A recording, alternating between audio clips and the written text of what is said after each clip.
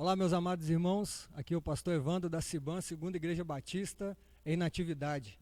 E é um privilégio poder estar com os amados, participando desse momento de celebração a Deus, de mensagem, e eu queria pedir ao Senhor Deus que falasse profundamente aos corações de todos vocês. Nós vamos estar orando, agradecendo a Deus. Queria mandar um abraço para a Segunda Igreja Batista em Natividade, onde Deus está me dando o privilégio, um abraço a todos vocês, de pastorear, de estar junto aí nesse momento aí tão difícil. E aqui nós estamos gravando então essa mensagem para glorificar o nome de Deus e aprendermos juntos. Que Deus abençoe a todos. Estarei fazendo uma oração para você que está vendo agora, você que vai ver depois essa mensagem, e espero que Deus nos abençoe poderosamente. Vamos orar. Senhor, muito obrigado pelo privilégio que o Senhor nos deu de adorá-lo. Obrigado por poder chamar o Senhor de Pai. E pedimos que o Senhor nos abençoe. Abençoe, Deus, nossas igrejas, ó Deus, que o Senhor permitiu as suas agências nesse planeta. Podemos fazer o trabalho, Senhor Deus, com excelência para a tua honra e para a tua glória. Imploramos o teu favor. Eu peço que o Senhor abençoe, Senhor Deus, em nome de Jesus, a vida de cada um. Eu te agradeço. Amém. Amados, nós vamos falar nesse momento, nós vamos continuar com o tema Jesus e o reino de Deus. Vou repetir o tema, Jesus e o reino de Deus. E para esse momento eu quero convidar você a abrir a sua Bíblia em Mateus, capítulo de número 6. Jesus vai estar nos orientando na sua oração, quando ele nos ensina a orar. E no Mateus capítulo 6, vamos lá, nós vamos ler o versículo 10, simplesmente o versículo 10, e aí nós vamos introduzir então Jesus e o reino de Deus. Diz o seguinte: venha o teu reino, seja feita a tua vontade, assim na terra como no céu. Vou ler mais uma vez. Venha o teu reino, seja feita a tua vontade, assim na terra como no céu. Que Deus então nos abençoe poderosamente. Amados, a questão reino de Deus. Vamos começar com o reino de Deus. O conceito de reino é o conceito monárquico, que na verdade é o conceito de domínio, é o conceito de logística. O reino de Deus é muito mais que uma questão simplesmente geográfica e logística. O reino de Deus também é moral e jurídico. É uma maneira com que Deus governa todas as coisas. Deus não governa simplesmente as nossas igrejas, Deus não está simplesmente aonde Ele é chamado, Deus ele é soberano e na sua competência de soberania, ele vai ter então os seus atributos, e um deles é a onipresença, onipotência e onisciência. E isso faz com que ele governe e reine sobre todos nós. Jesus, na oração do Pai Nosso, como ela é conhecida, nos chama a pensar e a orar desta maneira: venha o teu reino e seja feita a sua vontade, assim na terra como no céu. Quando Jesus foi anunciado pelos anjos que seria o filho, o rei dos judeus, ele não só foi anunciado, mas também de alguma maneira ele recebeu uma palavra que o sentenciaria à morte. Justamente por quê? Porque era uma questão de governos, era uma questão de monarquia. Havia uma monarquia, havia um império nesse momento, aonde Jesus nasceu. Então a própria palavra Jesus, o rei dos judeus, nasceu, aquele que será o rei dos judeus, já trouxe uma implicação para a vida dele. Então a gente vai entrar no conceito agora governo. Quando nós olhamos para as escrituras, nós percebemos que a Bíblia trata de um tipo de governo. E quando nós falamos de governo, nós estamos falando de domínio, nós estamos falando de cuidado e nós estamos falando também de logística, de como administrar, de como proteger, e não a questão simplesmente governo do jeito que nós o conhecemos. Então vamos lá. Quando nós pensamos em governo, nós pegamos a Bíblia, e isso eu tenho ensinado há alguns anos, no capítulo 1 e 2 de Gênesis, nós temos um tipo de governo. E eu vou dar o nome para esse governo como teocracia. A teocracia é o domínio de Deus sobre o seu povo. E assim, então, aconteceu o seu domínio. O seu governo no Jardim do Éden, ele tinha o nome de teocracia, no sentido, Deus diz o que é bom e o que é mal. Deus disse para Adão: não come desta árvore, porque quando dela comer, certamente morrerás. Ele instituiu uma lei de governo. Tudo ele podia fazer, menos aquilo ali. Isso é teocracia. O que aconteceu que quando Deus fez a mulher, tanto um quanto o outro desobedeceram a ordem de Deus, dando ouvido à serpente. E aí a serpente disse: pode comer, e certamente não morrerás. Uma questão de governo. O que acontece é que eles romperam com o Senhor quando eles comeram a fruta. Não é uma questão de fruta, não era uma questão simplesmente de poder ou não comer. Regra, era uma questão de obediência, era uma questão de governo. E aí o que nós pensamos? E a palavra governo, nós vamos entendê-la como reino mais um pouco à frente. Então, quando olhamos para isso, percebemos uma coisa interessante.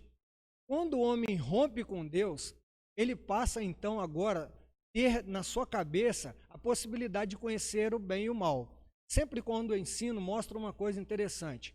Eva e o Adão já sabiam a diferença do que era bom e do que era mal. Mas o que acontece? Na teocracia, quem diz o que é bom e o que é mal é Deus. E aí o que acontece? Ele diz que comer aquela árvore mataria-os. E o resto do jardim ele podia fazer. Então, na teocracia, eu vou repetir, no governo de Deus, ele diz o que é bom e o que é mal. Quando o homem rompe com Deus, ele faz uma outra coisa. O que ele faz? Quando ele rompe com Deus, ele passa então a instituir uma outra maneira de se governar ou de se autogovernar. O que nós vamos dar o nome de governo rebelde. É o governo que rompe com.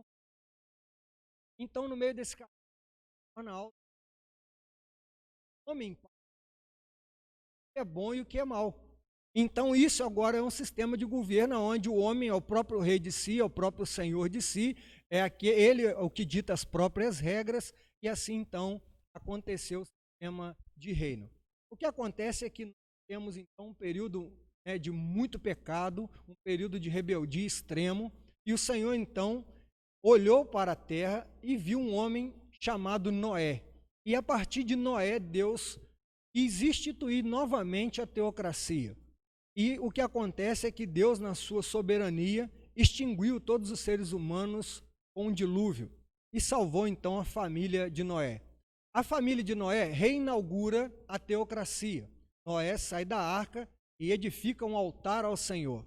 O tempo vai passando, a família de Noé recebe a mesma fala da família de Adão, que é multiplicar e povoar a terra, e aquele povo então começa, a partir de Noé, a teocracia. No meio do caminho, esse povo cresce e começa então a ter algum tipo de pensamento, algum tipo de logística pessoal, algum tipo de autogoverno. E aí então eles param no lugar e eles falam: vamos fazer para nós aqui uma torre e o cume toque aos céus. E então eles começam a construir uma torre que dá o nome de Babel. Em Babel, o que acontece é que essas pessoas são levadas a se governarem mais uma vez, assim desobedecendo a ordem do Senhor na teocracia, eles então se rebelam novamente, colocando à prova a vontade de Deus. E eles então levantam um projeto, e esse projeto é: façamos para nós uma torre, e para que a gente não se espalhe pela terra e não se perca pela terra, e façamos um nome para nós. Essa é a grande questão de Babel. O Senhor, então, no seu grande projeto, usou a linguagem para dividir, para dispersar e para cumprir a sua missão de povoar a terra. Então, o que acontece? Quando nós percebemos nesse ponto histórico, a partir de Babel, os homens já tinham rompido de novo com a teocracia. E a partir dessas separações que nós vemos, acontece uma coisa interessante. Acontece que esses povos começam a levantar lideranças.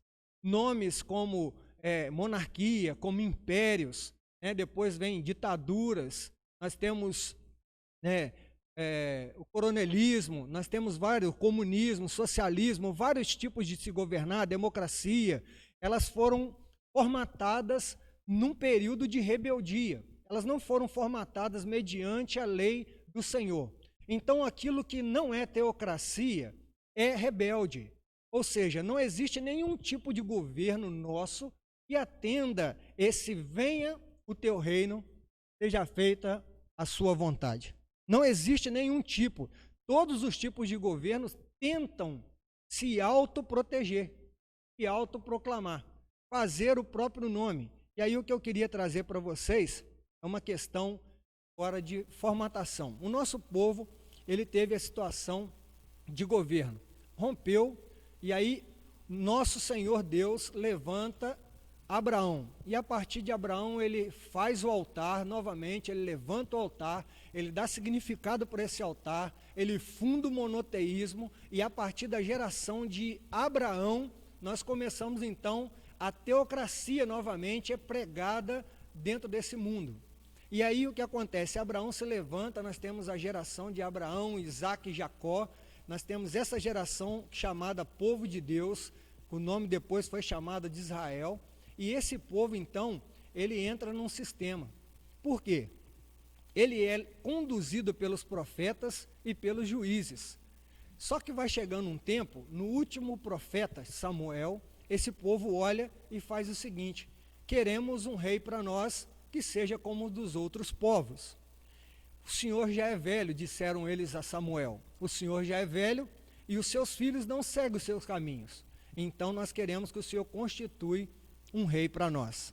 Samuel foi orar ao Senhor e quando ele faz a sua oração ao Senhor, ele traz para o Senhor essa queixa. E Deus fala com Samuel: Samuel, eles não rejeitaram você, eles rejeitaram foi a mim. E naquele momento então Deus começa a colocar para eles quais as implicações de um rei. O que seria a monarquia, o que o povo deveria ao seu rei, né? E aquele momento ali então institui-se sobre a igreja agora um governo chamado monarquia. Então chamar Jesus de rei é apenas um título, porque na verdade o nome dele é Jesus. É um título que foi dado ao nome de Jesus. A maior definição e a melhor definição para a pessoa de Jesus é todo-poderoso, soberano.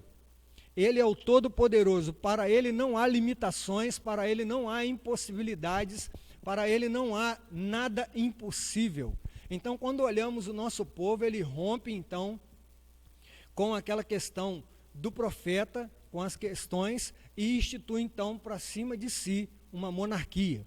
E a partir de então, nós vemos trocando, né, participando desse momento monárquico, e Deus levantou então Saul, levantou Davi, que levantou, né, Salomão, vários reis, depois tem uma sucessão de reis, até nós caímos no império, até entender a Bíblia nesse momento onde Jesus está aqui no império. Jesus então nasceu com a teocracia, com o governo de Deus dentro do império. Ele conseguiu obedecer à teocracia dentro do Império Romano. Uma coisa interessante que a teocracia é um sistema de governo muito mais elevado do que qualquer sistema de governo que nós consigamos produzir dentro do nosso sistema humano.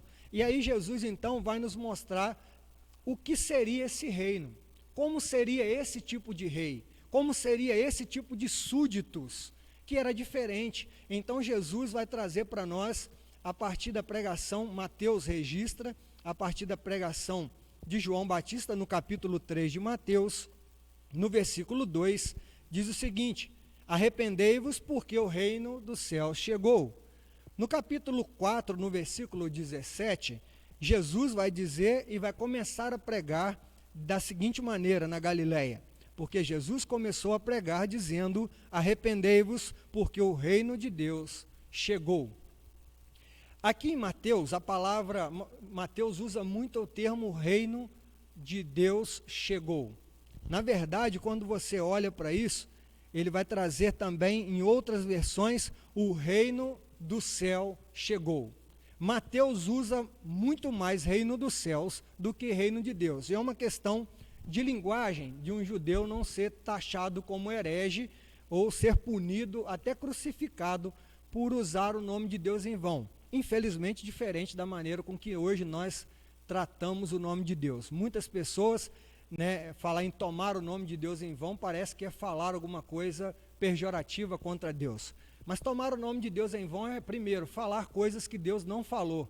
Falar coisas em nome de Deus que Deus não falou. Prometer coisas em nome de Deus que Deus não prometeu. Fazer negócios sujos e mentir em nome de Deus, porque Deus é contra toda qualquer mentira. Então, quando nós olhamos esse sistema de governo, ele é muito simples e exigente. E ele não trabalha no âmbito da aparência, ele trabalha no âmbito interno. E é justamente o que a gente vai pensar aqui agora. Então, o reino dos céus chegou. Em grego, a palavra chegou e está próximo tem o mesmo sentido. Por quê? Porque quando Mateus fala chegou, né, ele registra chegou aqui, nesta versão que eu estou lendo, século 21, registra chegou, porque a pessoa que fez, o grupo que fez a compilação bíblica e a tradução para século 21, entende que o reino de Deus chegou. Quando Jesus, então, ele vai falar, também pode-se entender o reino de Deus está próximo.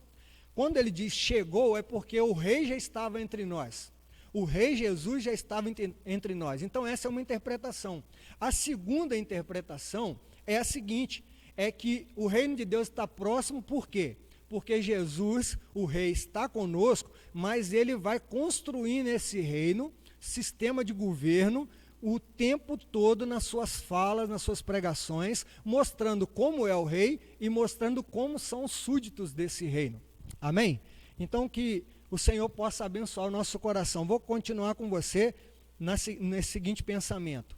Quando nós falamos de reino de Deus, nós vemos que o reino de Deus, ele se compara a muitas coisas. Jesus, ele vai trazer agora a figura da monarquia de uma maneira totalmente diferente, aonde o rei dominava pelo cetro, onde o rei dominava pela força, onde o rei dominava pela violência, ele vai trazer agora um domínio pelo amor, pelo relacionamento.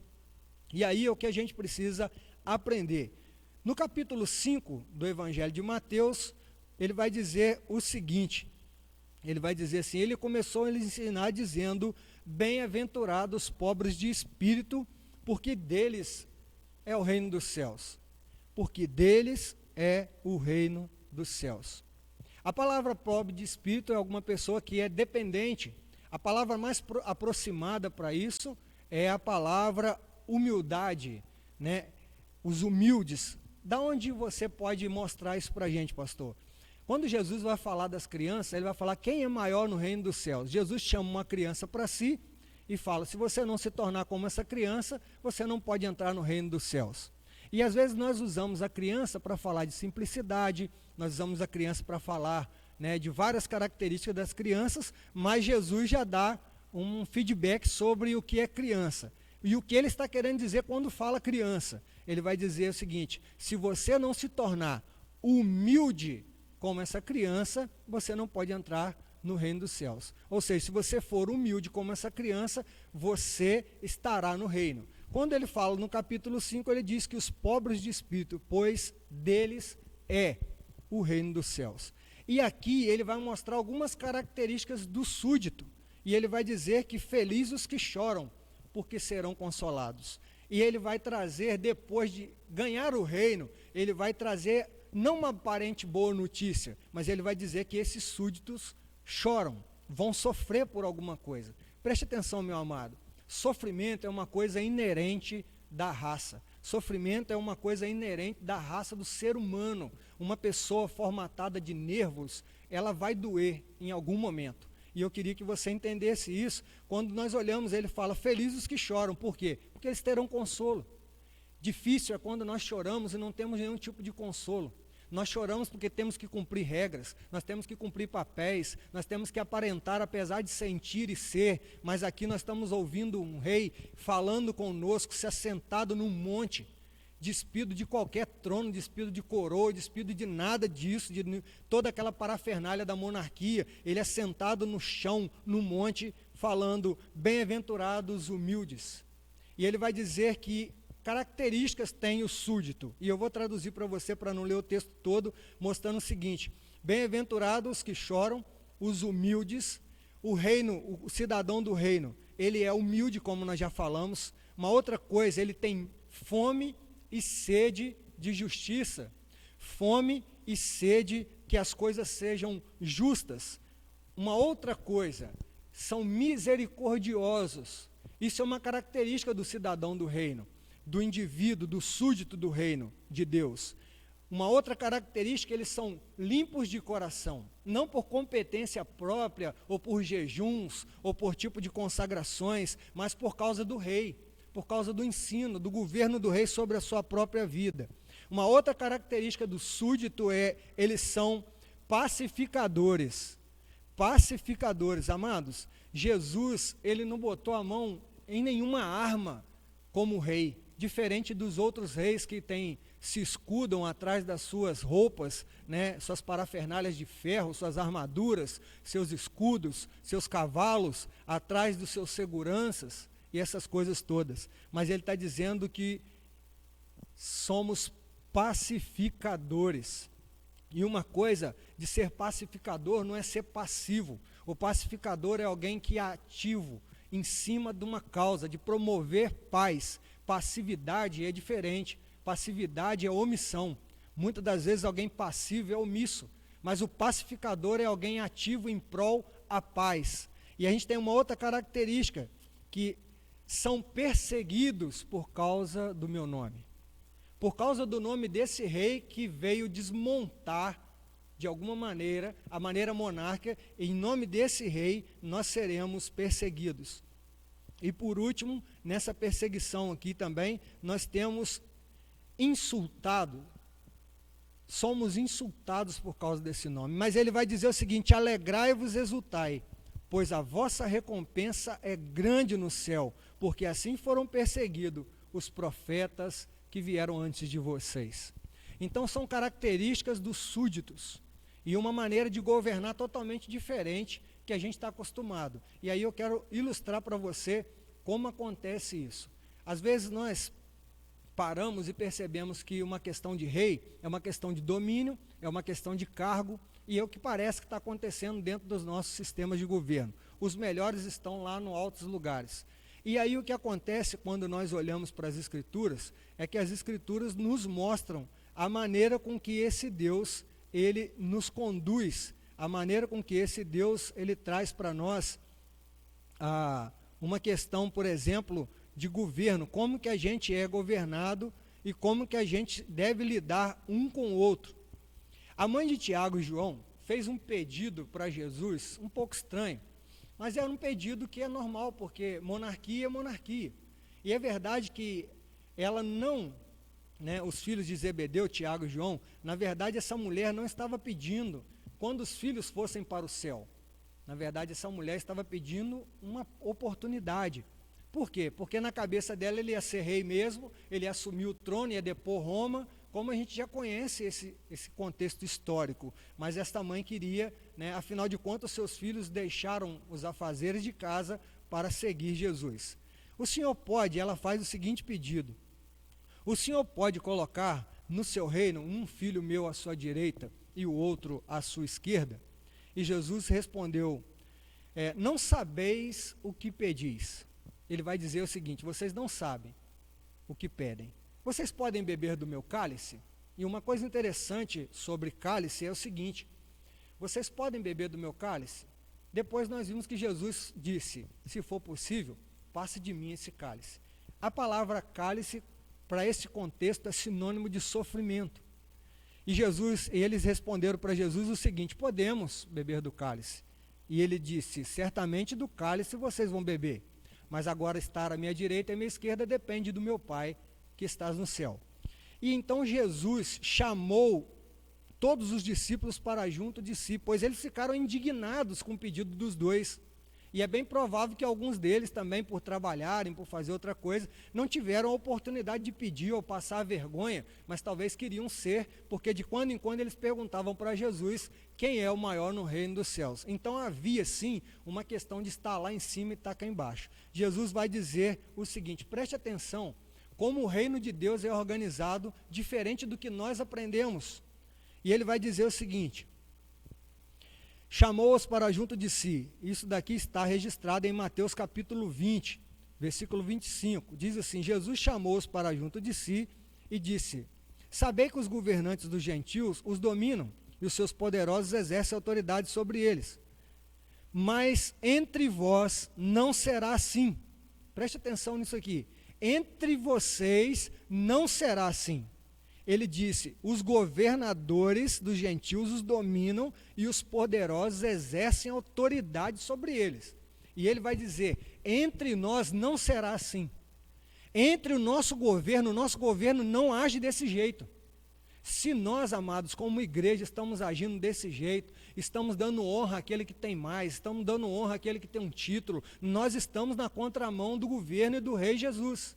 O que a gente precisa entender é o que ele está falando de reino. E ele vai dizer então o seguinte: quem quiser ser o primeiro, seja o vosso servo. Olha só como que é o reino dele, diferente do reino monárquico dos outros reis.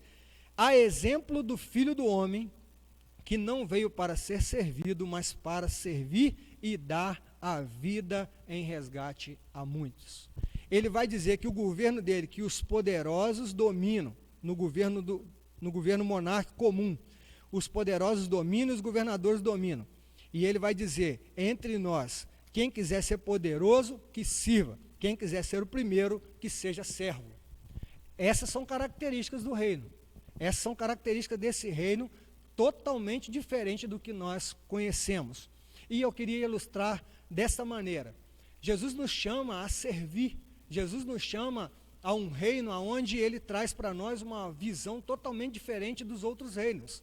Ele dá um segundo exemplo, onde ele vai falar sobre um rei que quis prestar conta com seus súditos, e ele chamou um dos seus servos que devia 500 denários, e então ele fez com que aquele servo pagasse toda a dívida. Aquele servo se ajoelhou diante dele, suplicou, pedindo para pagar a dívida, e a Bíblia diz: e não tendo como pagar, o Senhor, o rei, o perdoou a dívida, toda a sua dívida. Então preste atenção, aquele rei veio prestar conta com seus súditos, e alguém que lhe devia muito, então ele perdoou a dívida daquele homem.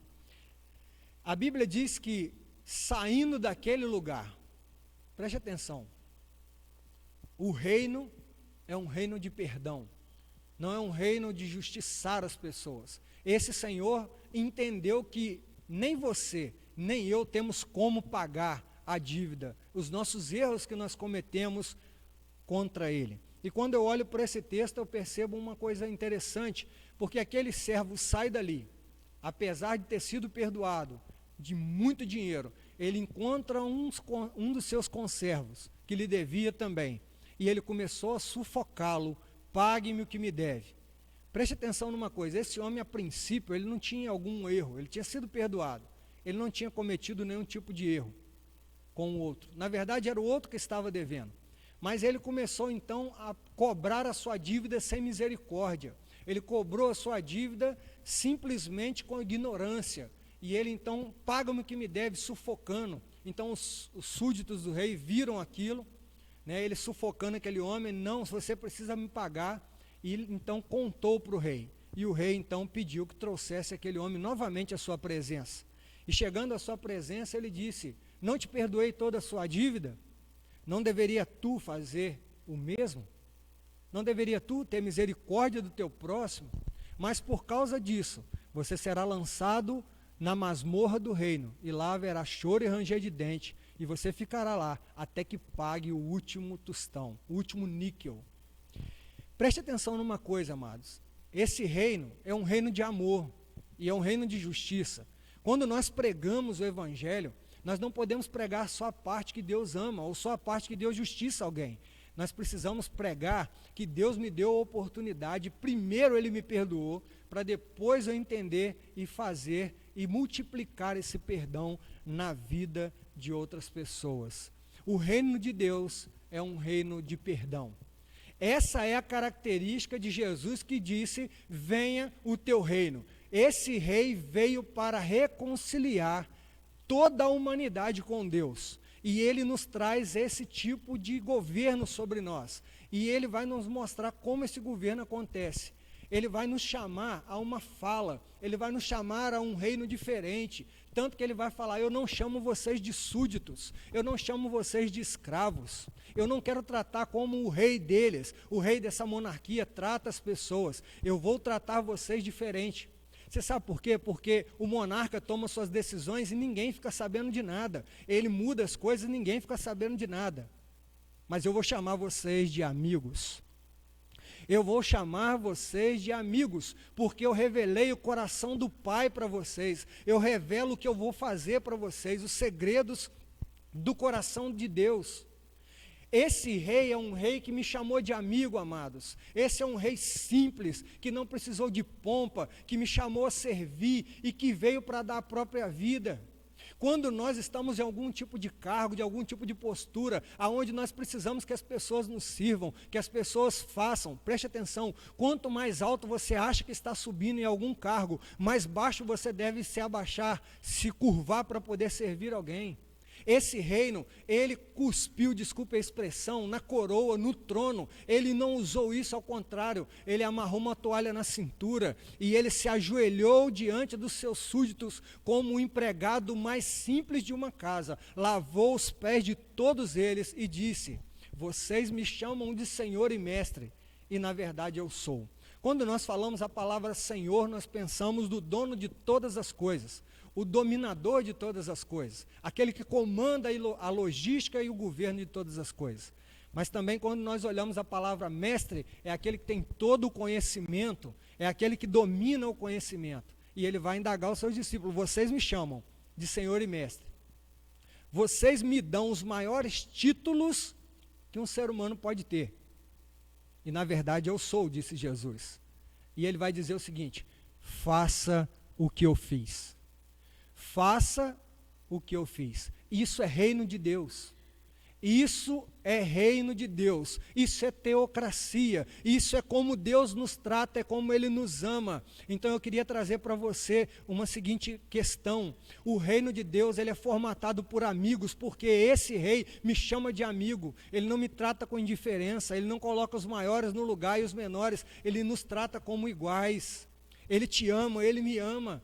E eu queria deixar essa palavra, porque quando nós olhamos para dentro das nossas igrejas, quando nós olhamos para o nosso governo, que rege o nosso país, que rege parte do nosso mundo, nós percebemos que há vários tipos de governos, mas quando se trata de igreja, nós precisamos entender que a igreja precisa ser teocrática. Deus manda e nós obedecemos. Diferente disso, existem muitas pessoas hoje, amados, que evadiram, saíram, abandonaram a igreja, não por causa do rei da igreja, mas por causa de pessoas que usurparam do trono do rei da igreja e tentam ser rei, comandar, usar, fazer com que pessoas sirvam. Preste atenção, se você está em alguma liderança, se você é um pastor, se você é um líder, eu não sei qual cargo que você tenha. Eu não sei qual cargo que você tenha, mas se você foi chamado para lavar os pés das pessoas. Seja profeta, seja o que for, você precisa entender que eu e você, nesse reino, viemos para servir e não para ser servido. Não para usurpar, não para querer, não para tomarmos as nossas próprias decisões, mas para tomarmos as decisões do reino. Pergunte o rei. Pergunte o Senhor dos senhores, o Rei dos reis, o que Ele quer e espera de nós. A igreja precisa ser obediente a Ele e tudo o que façamos seja feito para a honra, para a glória desse reino. Porque é assim que Ele nos ensinou a orar. Venha o teu reino e seja feita a tua vontade. Aprendendo sobre o rei e aprendendo sobre a característica ou algumas características do governo desse rei e algumas características dos súditos, dos amigos que esse rei chama, assim nós vamos aprender. Precisamos repensar nesse tempo a maneira de governo com que nós estamos nos cuidando ou nos distratando talvez. Precisamos repensar. Amados, quem fundou a igreja é Cristo, o Filho do Deus vivo. Essa igreja foi fundada sobre Ele. Ele é a pedra que os edificadores rejeitaram.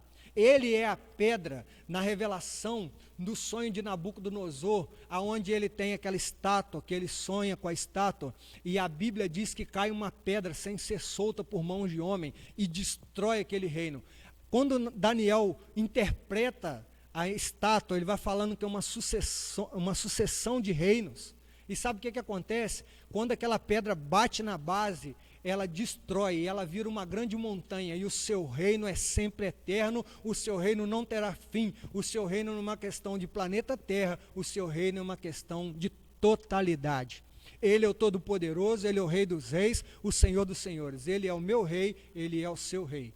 Que Deus abençoe a nossa vida. Muito obrigado pela atenção que você tem dado aí nesse momento. Quero agradecer a Deus, quero agradecer também a Igreja Batista Parque dos Ipês, que está proporcionando para poder, através do pastor Josias, do pastor Bruno também, para poder fazer essa gravação. Rafael que está ali fazendo para a gente a gravação, muito obrigado, que Deus o abençoe poderosamente. Siban, um abraço para você e você que está ouvindo esta mensagem. Lembre-se, nós fomos chamados para sermos amigos desse rei.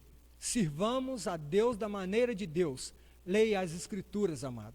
Volte para a Bíblia. Questione coisas que estão sendo feitas. Por isso pessoas estão desesperadas, adoecidas, em nome de Deus, com coisas que Deus não falou, com coisas que Deus não prometeu, com repreensões que Deus não tinha feito e abandonando as que Deus tinha feito. Então olhemos para a Bíblia, porque a Bíblia é o manual da teocracia, do governo de Deus, do seu reino. Que Deus então nos abençoe. Um abraço a todos. Abraço para Siban em nome de Jesus e ousadia de Deus para todos. Amém.